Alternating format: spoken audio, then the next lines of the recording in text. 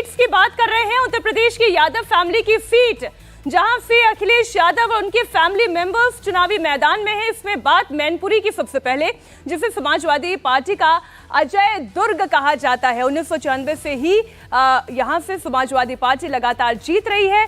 पिछले 2 चुनावों में मोदी लहर के बावजूद उत्तर प्रदेश में बीजेपी ने अब तक जिन किलों को फतेह नहीं किया है, रायबरेली की तरह उसमें से एक सीट मैनपुरी भी है। मैनपुरी में इस बार अखिलेश यादव की पत्नी डिंपल यादव चुनावी मैदान में हैं। मौजूदा सांसद हैं। मुलायम सिंह जी के निधन के बाद से जो यहां पर उपचुनाव हुआ था, वो यहां से चुनाव जीती थी। डिंपल के खिलाफ इस बार बीजेपी के जयवीर सिंह ठाकुर हैं, जो कि योगी सरकार में पर्यटन मंत्री हैं और मैनपुरी विधानसभा सीट से विधायक भी हैं। 15 दिन पहले यानी कि 3rd फेज में जब 7 मई को वोटिंग हुई, यहां पर पिछली बार के मुकाबले 1% ज्यादा मतदान हुआ। मैं ज्यादा इतने प्रतिशत से मैं नहीं जाती हूँ, लेकिन ये जो जब जाति के समीकरण की बात कर रहे हैं, मैनपुरी जो कि समाजवादी पार्टी का अजय दुर्ग कहा जाता है। अनंत जी, अजय दुर्ग अजय ही रहेगा या पराजय हो सकती है? मुझे लगता नहीं है कि यहाँ कोई बहुत बदलाव होगा। आपने स्वयं कह दिया अभी थोड़ी देर पहले कि मोदी की पिछली 2 लहर में भी वहाँ बदलाव नहीं हुआ। तो मुझे लगता है कि मैनपुरी में स्टेटस को मेंटेन रहेगा। जीत का अंतर कितना होता है, क्या होता है, ये चुनाव के वोटिंग परसेंटेज पे, क्योंकि वोटिंग परसेंटेज बढ़ना या घटना ये कोई साइंस नहीं है कि ये किसी प्रत्याशी के खिलाफ है या उसके पक्ष में है। ये कहीं से कोई प्रूवन कंक्लूजन इसका अभी तक मिला नहीं है। इसलिए ये कहना कि 1% वोट मिला है तो इसका कोई आकलन हम कर पाएँ, उसमें मैं तो कम से कम असमर्थ हूँ।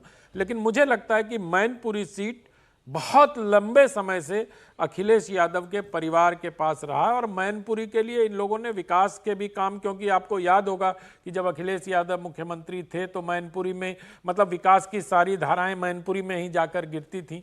तो और यादव वोट भी वहाँ बहुत है। तो इस लिहाज से अगर देखा जाए तो मुझे लगता है कि डिंपल यादव को मैनपुरी में कोई दिक्कत होने वाली नहीं है। लेकिन मैनपुरी से जैसे ही बाहर निकल के वो उन्नाव गई थी तो वो हार भी गई थी। तो इसलिए ये नहीं हमें सोचना चाहिए कि डिंपल यादव की जीत है। दरअसल ये नेताजी की विरासत। मैं एक्चुअली इसी पर आ रही थी हर्षवर्धन जी कि कई बार ये लगता है, हाँ कन्नौज, मैं इसी पर आ रही थी कि ये परिवार का स्टेटस है, ये डिंपल यादव की अपनी क्रेडिबिलिटी या अपना उनका फेव या अपनी उनकी ताकत, ये वो नहीं है। मैनपुरी अगर जीत रहे हैं तो ये समाजवादी पार्टी या अखिलेश यादव या मुलायम सिंह यादव के दौरान जो हुआ है ये उसकी बदौलत है। देखिए, निश्चित तौर पर इसमें कोई भ्रम नहीं है। और मुलायम सिंह यादव बहुत बड़े नेता थे, जिसको कहते हैं ना कि उनको जमीन की समझ थी। सोचिए कि उन्होंने भी खूब जम के परिवारवाद किया। कहा जाता है ना कि एक समय उनके घर में जो विलेज डेवलपमेंट कमेटी होती है, ग्राम पंचायत समिति, उसके सदस्य से लेकर लोकसभा राज्यसभा तक करीब करीब 3-4 दर्जन लोग थे। उसके बावजूद उनके ऊपर वो परिवारवाद का आरोप नहीं चिपका। वो दूसरी जातियों को भी भ्रम कह लीजिए, उनको एक ऐसे संभाल के रखते थे कि लगता था कि चलो शाक्यों को भी कुछ मिल रहा है, लोधों को भी कुछ मिल रहा है, राजपूतों को भी कुछ मिल रहा है, कुछ कुछ सबको भ्रम रहता था।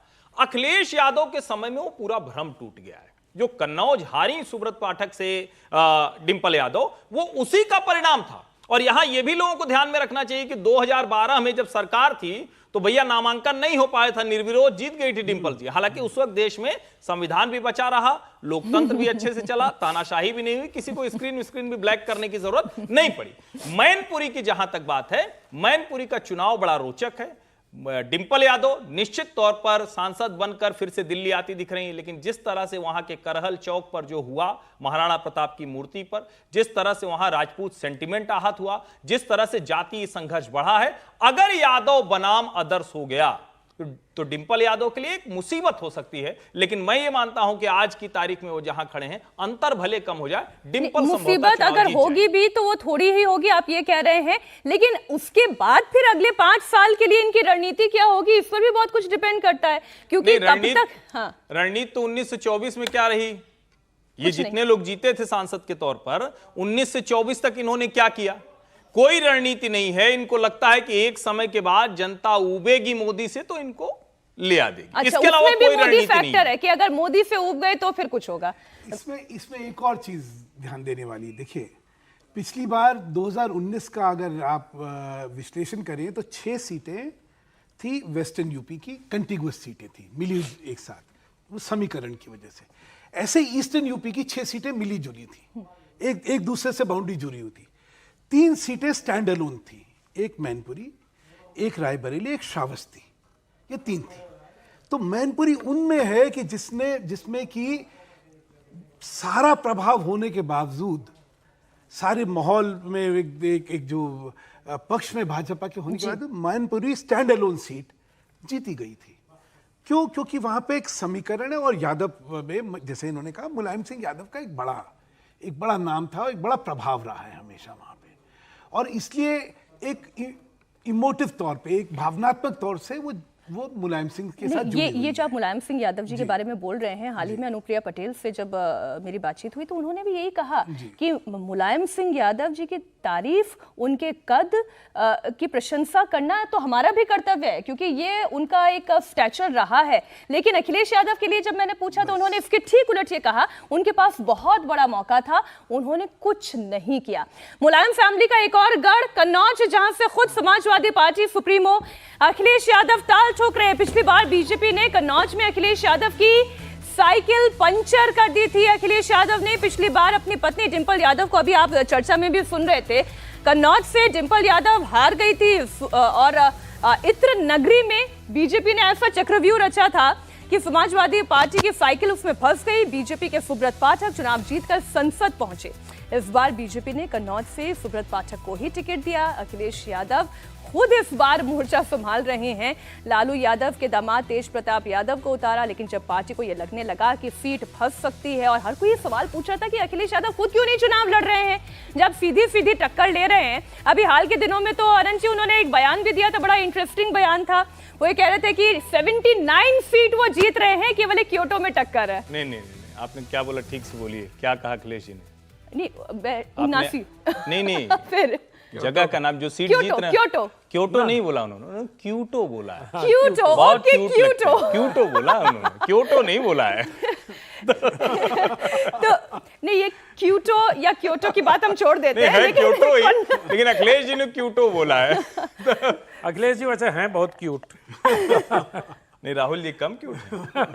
अब मुकाबला है दोनों, मुकाबला है। अच्छा नहीं, ठीक है, एक ऑस्ट्रेलिया के पढ़े हुए, एक अपने को हार्वर्ड का कहते हैं, शायद कहाँ का कहते हैं। नहीं, लेकिन ऑस्ट्रेलिया की डिग्री शपथ पत्र में नहीं है। नहीं है, चुनाव के शपथ पत्र में ऑस्ट्रेलिया वाली डिग्री का जिक्र नहीं है। मेरी जानकारी है, अगर है तो उसको दुरुस्त कीजिए। इसका मतलब वो डिग्री जो है मिली नहीं, पढ़ने गए लेकिन डिग्री के बिना आ गए। सर, अब कन्नौज बताइए ना कि किसकी डिग्री पास होने वाली है यहाँ पर, अनंत जी?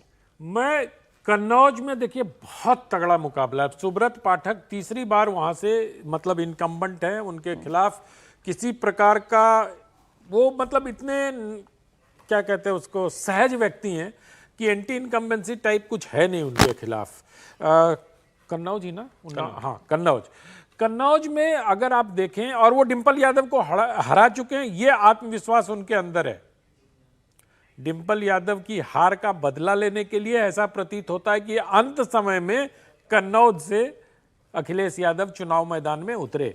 तो मुझे लगता है कि कन्नौज में अगर आप मुकाबले को देखना चाहेंगी तो मुझे लगता है 52 सुब्रत पाठक के पक्ष में है और 48 अखिलेश यादव के पक्ष में मुझे नजर आता है, क्योंकि वहां पर जो मतलब वो कन्नौज मतलब कान्यकुब्ज, ठीक है सर? बिल्कुल ठीक है। मतलब वो जो हिंदू संस्कृति का जो है, वो जो एक कन्नौज केंद्र है। हाँ, कन्नौज जो है वो मतलब एक तरीके से कन्नौज के अगर ऐतिहासिक उसमें जाएंगी तो वहाँ की अप्सराएं, वहाँ की मूर्ति कला, वहाँ के मतलब वहाँ कन्नौज राजवंश, कन्नौज राज, हाँ, तो ये सब अगर आप देखेंगे और उससे जो वहाँ की स्थानीय लोगों का लगाव है, और सुब्रत पाठक ने जिस तरह से लो प्रोफाइल रहते हुए वहां लगातार अपनी उपस्थिति बनाए रखी, उनके बारे में लोग कहते हैं कि इतने सहज हैं कि किसी के बर्थडे पर भी बिन बुलाए भी पहुंच जाते हैं।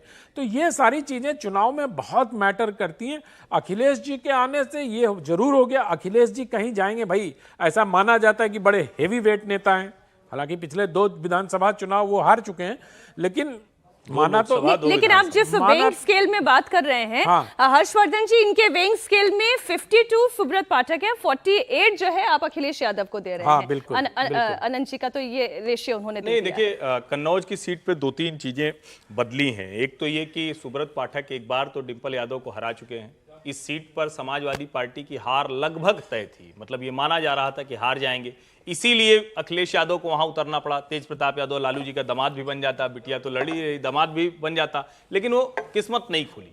अब वहां एक जो बड़ा बदलाव हुआ है उसको समझना चाहिए, वो है 2022 का विधानसभा चुनाव। जी 2022 के विधानसभा चुनाव में भारतीय जनता पार्टी ने 2024 की रणनीति तैयार की।